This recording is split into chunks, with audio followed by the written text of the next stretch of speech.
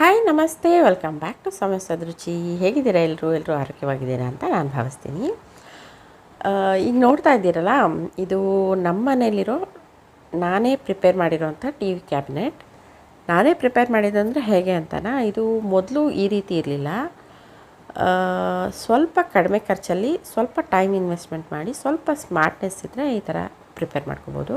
ಇದು ಮೊದಲು ಈ ರೀತಿ ಇತ್ತು. ಇದು ಓಲ್ಡ್ ಅಲ್ಮೇರಾ ಅಂದರೆ ಶೋಕೇಸ್ ಇರುತ್ತಲ್ಲ, ನಮ್ಮ ಮನೇಲೂ ಇದೇ ಥರ ಇತ್ತು. ಅದನ್ನು ಸ್ವಲ್ಪ ಹುಳ ಎಲ್ಲ ಆಗಿದ್ದರಿಂದ ನಾನು ರಿನೋವೇಟ್ ಮಾಡಿಸ್ಕೊಂಡು ಹೊಸದಾಗಿ ಸಿಮೆಂಟೆಲ್ಲ ಮಾಡಿಸ್ಕೊಂಡಿದ್ವಿ. ಇದಕ್ಕೆ ಹೊಸದಾಗಿ ಮಾಡಿಸ್ಬೇಕು ಅಂತ ಕೇಳಿದ್ದಕ್ಕೆ ತುಂಬಾ ಕಾಸ್ಟ್ಲಿ ಹೇಳಿದ್ರು. ಸೊ ಅದಕ್ಕೆ ನೋಡೋಣ, ಸುಮ್ಮನೆ ಯಾಕೆ, ನಾನೇ ಟ್ರೈ ಮಾಡೋಣ ಅಂತ ಟ್ರೈ ಮಾಡಿದೆ. ಬಟ್ ಲುಕ್ ನೀವು ನೋಡಿದ್ರಿ ಅಲ್ವಾ, ಆ ಥರ ತುಂಬಾ ಚೆನ್ನಾಗಿ ಬಂದಿದೆ. ನೈಟ್ ಟೈಮ್ ಅಂತೂ ಸೂಪರಾಗಿರುತ್ತೆ. ಥಿಯೇಟ್ರಲ್ಲೇ ಫಿಲಮ್ ನೋಡ್ತಾ ಇದ್ದೀವೇನೋ ಅನ್ನೋಷ್ಟು ಫೀಲಿಂಗ್ ಚೆನ್ನಾಗಿರುತ್ತೆ. ಸೊ ಹೇಗೆ ಮಾಡಿದ್ವಿ ಇದನ್ನು ಸ್ವಲ್ಪ ನೋಡೋಣವಾ? ಓಕೆ, ಶನಿವಾರ ಶ್ರೇಂಗು ಎಕ್ಸಾಮ್ ಮುಗಿಸ್ಕೊಂಡು ಬಂದು ರಿಲ್ಯಾಕ್ಸ್ ಮಾಡಿಕೊಂಡು ಫ್ರೀ ಆದಲಲ್ಲ, ಸೊ ಸಂಜೆ ಸ್ವಲ್ಪ ಇದೆಲ್ಲ ಕೆಲಸ ಮಾಡ್ಕೊಂಡ್ವಿ, ನಾನು ಶ್ರೇಯಬ್ರು ಸೇರಿಕೊಂಡು. ಇದು ಪೇಂಟು ಸ್ವಲ್ಪ ಎಲ್ಲ ಕಿತ್ತೋದಂಗೆ ಆಗಿತ್ತು. ಅದಕ್ಕೆ ಇದು ಒಂದು ವಾಲ್ಪೇಪರ್ ತರಿಸ್ಕೊಂಡೆ. ಈ ವಾಲ್ಪೇಪರ್ನ ನೀಟಾಗಿ ಈ ಥರ ಗೋಡೆಗೆಲ್ಲ ಅಂಟಿಸ್ಬಿಟ್ಟು ಪ್ರಿಪೇರ್ ಮಾಡಿಕೊಂಡ್ರೆ ತುಂಬ ಚೆನ್ನಾಗಿ ಅನಿಸುತ್ತೆ. ಮತ್ತು ಅದು ಟಿ ವಿ ಶೋಕೇಸ್ ಇದೆಯಲ್ಲ, ಅಂದರೆ ಹಾಕಿದ್ದೀನಲ್ಲ ಬ್ಲ್ಯಾಕ್ ಕಲರ್ದು, ಅದು ನಾನು ಫ್ಲಿಪ್ಕಾರ್ಟಲ್ಲಿ ಬೈ ಮಾಡಿದ್ದು. ಬೇಕು ಅಂತಂದರೆ ಲಿಂಕು ನಿಮಗೆ ಡಿಸ್ಕ್ರಿಪ್ಷನಲ್ಲಿ ಕೊಟ್ಟಿರ್ತೀನಿ. ಇದ್ರದ್ದು ಲಿಂಕು ಡಿಸ್ಕ್ರಿಪ್ಷನಲ್ಲಿ ಕೊಟ್ಟಿರ್ತೀನಿ, ಬೇಕಾದರೆ ಚೆಕ್ ಮಾಡ್ಕೊಳ್ಳಿ. ಇದನ್ನು ನೀಟಾಗಿ ಗೋಡೆಗೆ ಇದನ್ನು ಅಂಟಿಸೋದ್ರಲ್ಲೇ ಇರೋದು ಟ್ರಿಕ್ಕು. ಯಾಕೆಂದರೆ ಇದು ಹೇಗೇಗೋ ಅಂಟಿಸ್ಬಿಟ್ರೆ ಚೆನ್ನಾಗಿ ಕಾಣಿಸಲ್ಲ. ಫಸ್ಟು ಗೋಡೆನ ನೀಟಾಗಿ ಒಂದು ಡ್ರೈ ಬಟ್ಟೆನಲ್ಲಿ ಕ್ಲೀನ್ ಮಾಡ್ಕೋಬೇಕು. ಧೂಳೆಲ್ಲ ಇದ್ದರೆ ಚೆನ್ನಾಗಿರಲ್ಲ, ಮತ್ತು ಅಪ್ ಆ್ಯಂಡ್ ಡೌನ್ ಆದ್ರೂ ಚೆನ್ನಾಗಿರಲ್ಲ. ಈ ಥರ ಕಾರ್ನರ್ಸಲ್ಲಿ ಸ್ವಲ್ಪ ನಾವು ಕಟ್ ಮಾಡಿಕೊಂಡ್ರೆ ಚೆನ್ನಾಗಿರುತ್ತೆ. ಒಂದು ಕತ್ರಿ ಅಥವಾ ಬ್ಲೇಡ್ ಇದ್ದರೆ ಇನ್ನೂ ಒಳ್ಳೆಯದು. ಆ ಥರ ಕಾರ್ನರಲ್ಲಿ ಸ್ವಲ್ಪ ಕಟ್ ಮಾಡಿಕೊಂಡು ಅಂಟಿಸ್ಕೊಂಡ್ರೆ ನೀಟಾಗಿರುತ್ತೆ. ನಾವು ಇಲ್ಲಿ ಬಟ್ಟೆ ತೊಗೊಂಡು ಹಿಂಗೆ ಸ್ವಲ್ಪ ಸ್ವಲ್ಪ ಪ್ರೆಸ್ ಮಾಡ್ಕೋತಾ ಹೋಗಬೇಕು, ಇಲ್ಲಾಂದರೆ ಏರ್ ಬಬಲ್ ಥರ ಬಂದುಬಿಡುತ್ತೆ. ಸೊ ಈ ಥರ ಕೈಯಲ್ಲಿ ಹಾಗೆ ಪ್ರೆಸ್ ಮಾಡ್ಕೊಳ್ಳಿ. ಇಲ್ಲಾಂದರೆ ಒಂದು ಬಟ್ಟೆ ತೊಗೊಂಡು ಇದು ಮಾಡಿದ್ರೆ ಏರ್ ಬಬಲ್ ಏನು ಬರಲ್ಲ, ನೀಟಾಗಿ ಅಂಟ್ಕೊಳ್ಳುತ್ತೆ. ಇದು ಅಂಟ್ಕೊಂಬಿಟ್ರೆ ತೆಗಿಯೋದು ಭಾಳ ಕಷ್ಟ ಆಗುತ್ತೆ, ತೆಗಿಯೋಕ್ಕಾಗಲ್ಲ. ಸೊ ಅದಕ್ಕೆ ಅಂಟಿಸ್ಕೊಳ್ಳುವಾಗಲೇ ಸ್ವಲ್ಪ ನೀಟಾಗಿ ನಿಧಾನವಾಗಿ ಅಂಟಿಸ್ಕೋಬೇಕಾಗತ್ತೆ ಇದನ್ನು. ಇಲ್ಲಾಂದರೆ ಅದು ಸರಿಯಾಗಿ ಕೂರಲ್ಲ, ಮತ್ತು ರಿಂಕಲ್ಸ್ ಬಂದುಬಿಟ್ರೆ ಇನ್ನೂ ಚೆನ್ನಾಗಿರಲ್ಲ. ನೋಡಿ, ಇದೆಲ್ಲ ರೆಡಿ ಆದಮೇಲೆ ಲುಕ್ ಹೇಗಿದೆ ಅಲ್ವಾ, ತುಂಬಾ ಚೆನ್ನಾಗಿದೆ. ಇದಕ್ಕೆ ನಾನು ಒಂದು 4500 ಸಮಥಿಂಗ್ ಏನೋ ಕೊಟ್ಟೆ. ನೋಡಿ, ನೈಟ್ ಟೈಮ್ ಅಂತೂ ಸೂಪರಾಗಿರುತ್ತೆ. ನಾವು ಯಾವುದೋ ಥಿಯೇಟ್ರಿಗೆ ಹೋಗಿ ಮೂವಿ ನೋಡ್ತಾ ಇದ್ದೀವೇನೋ ಅನ್ನೋಷ್ಟು ಫೀಲಿಂಗ್ ಚೆನ್ನಾಗಿ ಬರುತ್ತೆ.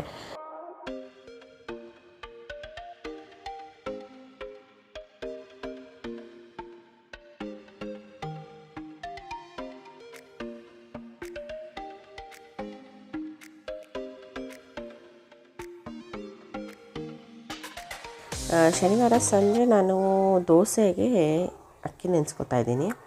2 ಪಾವು ಅಕ್ಕಿಗೆ 1/4 ಲೋಟಷ್ಟು ಉದ್ದಿನಬೇಳೆ ಹಾಕ್ಕೊಂಡಿದ್ದೀನಿ.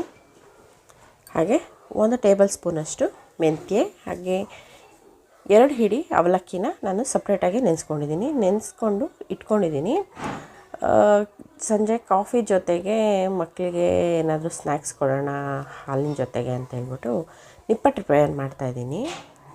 ನಿಪ್ಪಟ್ಟಿಗೆ 1.5 ಕಪ್ಪಷ್ಟು ಅಕ್ಕಿ ಹಿಟ್ಟು, ಹಾಗೆ 1/4 ಕಪ್ಪು ಚಿರೋಟಿ ರವೆ, 1/4 ಕಪ್ಪು ಕಡಲೆ ಹಿಟ್ಟು, ಮತ್ತು 1/4 ಕಪ್ಪು ಮೈದಾ ಹಿಟ್ಟು ಹಾಕ್ಕೊಂಡಿದ್ದೀನಿ.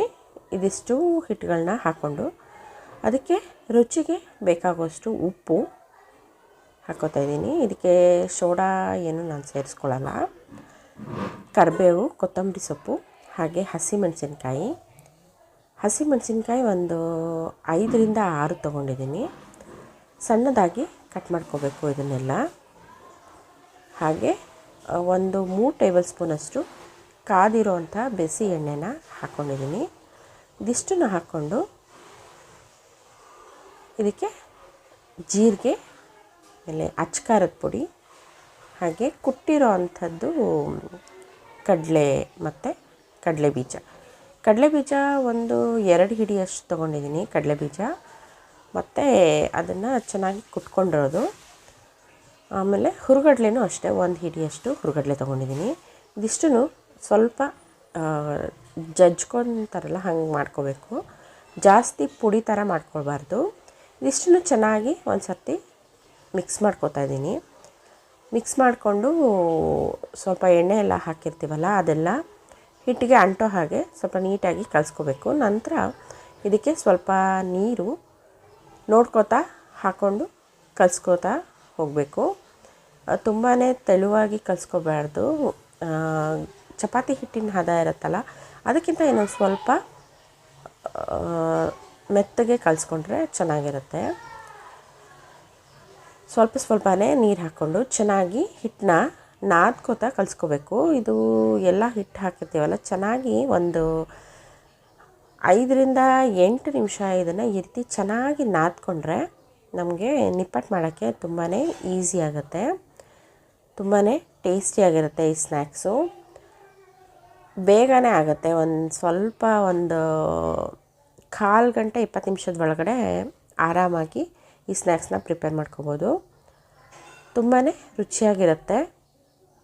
ಇದನ್ನು ಒಂದು ಪ್ಲಾಸ್ಟಿಕ್ ಪೇಪರ್ ಮೇಲೆ, ಪ್ಲಾಸ್ಟಿಕ್ ಹಾಳೆ ಮೇಲೆ ಸ್ವಲ್ಪ ಆಯಿಲ್ ಹಾಕ್ಕೊಂಡು ನೀಟಾಗಿ ಸ್ವಲ್ಪ ದೊಡ್ಡದಾಗಿ ಉಂಡೆ ತೊಗೊಂಡು ಅದನ್ನು ಲಟ್ಟಿಸ್ಕೊತಾ ಇದ್ದೀನಿ.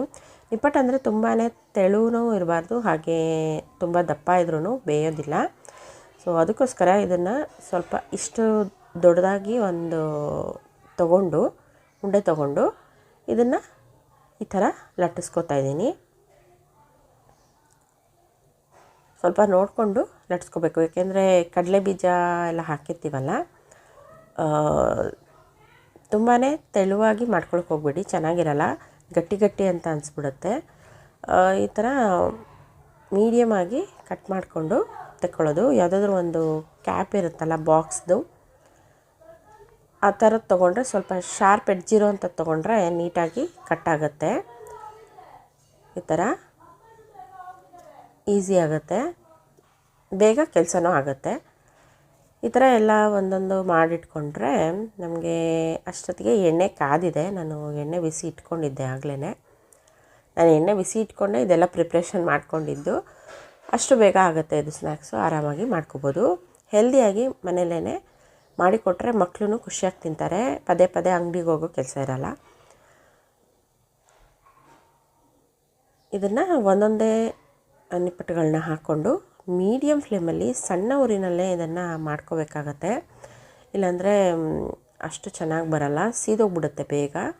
ಸೊ ಅದಕ್ಕೋಸ್ಕರ ಇದನ್ನು ಸ್ವಲ್ಪ ಮೀಡಿಯಮ್ ಉರಿನಲ್ಲಿ, ಸಣ್ಣ ಉರಿನಲ್ಲಿ ಫಸ್ಟು ಬೇಯಿಸ್ಕೊಂಡು ಆಮೇಲೆ ಸ್ವಲ್ಪ ಮೀಡಿಯಮ್ ಮಾಡಿಕೊಂಡ್ರೆ ಸಾಕಾಗುತ್ತೆ. ಇಷ್ಟೇ ಕಲರ್ ಬಂದಿರುತ್ತೆ.